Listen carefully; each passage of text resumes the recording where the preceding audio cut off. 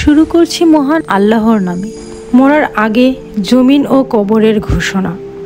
হযরত আনাস রাদিয়াল্লাহু তাআলা আনহা থেকে বর্ণিত, জমিন প্রতিদিন আদম সন্তানকে বলে, হে আদম সন্তান, তুমি আমার পৃষ্ঠের উপর স্বাধীনভাবে চলাফেরা করছো। তোমার মরণের পর যখন সবাই তোমাকে আমার উদরের সংকীর্ণ অন্ধকারময় স্থানে পুঁতে একা রেখে চলে যাবে, তখন তোমার কি দুর্দশা হবে? তখন তোমার পূর্বের সে স্বাধীনতা আর থাকবে না। আমি তোমার মৃত্তিকা শয়নগৃহ এত সংকীর্ণ ও অন্ধকারাচ্ছন্ন করে দিব যে এদিকে ফিরলে আর অন্যদিকে ফেরার ইচ্ছা করবে না। ভয়ে জড়সড় হয়ে কাঁদতে থাকবে। জমিন আরও বলে, হে মানুষ, তুমি আমার পিঠের উপরে থেকে অসৎ উপায়ে ধন সম্পত্তি টাকা পয়সা উপার্জন করে তার দ্বারা হারাম খাদ্য খেয়ে তোমার দেহ মোটা তাজা করছো। মনে রেখো, মরণের পর তোমার এ প্রিয় মোটা তাজা সুখের শরীর আদৌ মোটা তাজা থাকবে না, কীটপতঙ্গের আশ্চর্য বস্তু হয়ে যাবে। সবাই কীটপতঙ্গে খেয়ে শেষ করে ফেলবে। মাটি আরও বলে, হে মানুষ, আমার পিঠের উপর বসবাস করতে করতে যে গুনাহের কাজ করছো এবং অপরকেও গুনাহের কাজে প্রেরণা দান করছো, মরণের পর কবরে তার প্রকৃত শাস্তি পাবে। এমনি করে আমার পিঠের উপর হাসি তামাশা আমোদ প্রমোদ ও উল্লাস করে বেড়াচ্ছ, অযথা সময় নষ্ট করছো। এর প্রতিফল একদিন অন্ধকারময় কবরে ভোগ করতে হবে। সেদিন দুঃখে মাথায় করাঘাত করে কাঁদলেও কোনো ফল হবে না।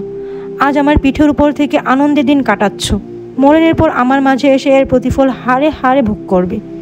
এরূপে মাটি আরও বলে, হে আদম সন্তান, আমার এই উন্মুক্ত পিঠে আলোকময় খোলা ময়দানে বিচরণ করছো, কিন্তু মরণের পর এমন সংকীর্ণ অন্ধকারময় স্থানে বাস করতে হবে যেখানে মুক্ত বায়ু বইবে না, আলো বলতে কিছুই থাকবে না, সেথায় তুমি কিছুই দেখতে পাবে না। পুনরায় আবার বলেন, হে আদম সন্তান, নশ্বর দুনিয়ায় বন্ধু বান্ধব আত্মীয় স্বজন নিয়ে মহানন্দে প্রশস্ত ময়দানে ও খোলা বাতাসে ভ্রমণ করছো, কিন্তু মরণের পর সঙ্গীহীন কবরে একা বসবাস করতে হবে। বন্ধু বান্ধব আত্মীয় স্বজন বলতে সেথায় কেউ থাকবে না। হাদিস শরীফে বর্ণিত আছে, কবর প্রতিদিন 3 বার উচ্চস্বরে চিৎকার করে বলে, হে আল্লাহর বান্দা, আমি নির্জলায় ও অন্ধকারময় স্থান, আমার অভ্যন্তরে নিরাপদ থাকার পুঁজি সঞ্চয় করেছ কি? হে আল্লাহর বান্দা, আমার গর্ভে আসার আগে কুরআন শরীফকে বন্ধু হিসেবে সাথে নিয়ে আসছো? আমার গর্ভে আসার আগে কুরআন শরীফকে বন্ধু হিসেবে নিয়ে আসো। আমি তোমার কাঁচামাটির ঘর, সুতরাং আমার অভ্যন্তরে প্রবেশ করার আগে সৎকর্মের বিছানাপত্র নিয়ে আসো। এখানে সাপ বিচ্ছুর আশ্রয়। এখানে আসার পূর্বে বিসমিল্লাহ পাঠ এবং অশ্রু বিসর্জন রূপ ঔষধ সাথে নিয়ে আসলে পরিত্রাণ পাবে। আমি মুনকার নাকিরের পরীক্ষা কেন্দ্র, সুতরাং আমার অভ্যন্তরে চির আশ্রয় নেয়ার পূর্বে কালেমা তাইয়্যিবা পাঠের পুণ্য নিয়ে এসো, অন্যথায় মুক্তির পথ নেই। হাদিস শরীফে বর্ণিত আছে, যখন মানুষের অন্তিমকাল উপস্থিত হয় এবং রূহ বের হবার সময় ঘনিয়ে আসে, তখন 4 জন ফেরেশতা তার কাছে উপস্থিত হয়। সর্বপ্রথম এক ফেরেশতা উপস্থিত হয়ে বলেন, আসসালামু আলাইকুম, হে অমুক, আমি তোমার খাদ্য সংস্থানের কাজে নিযুক্ত ছিলাম, কিন্তু এখন পৃথিবীর পূর্ব থেকে পশ্চিম প্রান্ত পর্যন্ত অন্বেষণ করেও তোমার জন্য এক দানা খাদ্য সংগ্রহ করতে পারলাম না। সুতরাং বুঝলাম তোমার মৃত্যু ঘনিয়ে এসেছে। হয়তো এখনই তোমাকে মরণসুধা পান করতে হবে। পৃথিবীতে তুমি আর বেশিক্ষণ থাকবে না। অতঃপর দ্বিতীয় ফেরেশতা এসে সালাম করে বলেন, হে আল্লাহর বান্দা, আমি তোমার পানি সরবরাহের কাজে নিযুক্ত ছিলাম, কিন্তু এখন তোমার জন্য পৃথিবীর সর্বত্র অন্বেষণ করেও 1 ফোঁটা পানি সংগ্রহ করতে পারলাম না। সুতরাং আমি বিদায় হলাম। তৎপর তৃতীয় ফেরেশতা এসে সালাম করে বললেন, হে আল্লাহর বান্দা, আমি তোমার পদযুগলের তত্ত্বাবধানে নিযুক্ত ছিলাম, কিন্তু পৃথিবীর সর্বত্র ঘুরেও তোমার একটিমাত্র পদক্ষেপের স্থান পেলাম না।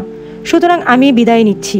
চতুর্থ ফেরেশতা এসে সালাম করে বলবেন, হে আল্লাহর বান্দা, আমি তোমার শ্বাস প্রশ্বাস চালু রাখার কাজে নিযুক্ত ছিলাম, কিন্তু আজ পৃথিবীর এমন কোনো জায়গা খুঁজে পেলাম না যেখানে গিয়ে তোমার মাত্র 1 পলকের জন্যও শ্বাস প্রশ্বাস গ্রহণ করতে পারো। সুতরাং আমি বিদায় নিচ্ছি। অতঃপর কেরামান কাতেবিন ফেরেশতাদ্বয় এসে সালাম করে বললেন, হে আল্লাহর বান্দা, আমরা তোমার পাপ পুণ্য লেখার কাজে নিযুক্ত ছিলাম, কিন্তু এখন দুনিয়ার সব জায়গা সন্ধান করেও আর কোনো পাপ পুণ্য খুঁজে পেলাম না। সুতরাং আমরা বিদায় নিচ্ছি। এই বলে তারা 1 টুকরা কালো লিপি বের করে দিয়ে বললেন, হে আল্লাহর বান্দা, এর দিকে লক্ষ্য করো। সেদিকে লক্ষ্য করা মাত্র তার সর্বাঙ্গে ঘর্মস্রোত প্রবাহিত হবে এবং কেউ যেন ওই লিপি পড়তে না পারে, এজন্য সে ডানে বামে বারবার দেখতে থাকবে। অতঃপর কেরামান কাতিবিন প্রস্থান করবেন। তখন মালাকুল মউত তার ডান পাশে রহমতের ফেরেশতা এবং বাম পাশে আযাবের ফেরেশতা নিয়ে আগমন করবেন। তাদের মধ্যে কেউ বা আত্মাকে খুব জোরে টানাটানি করবেন, আবার কেউ অতি শান্তির সাথে আত্মা বের করে আনবেন। কণ্ঠ পর্যন্ত আত্মা পৌঁছালে স্বয়ং যমদূত তা কবজ করবেন।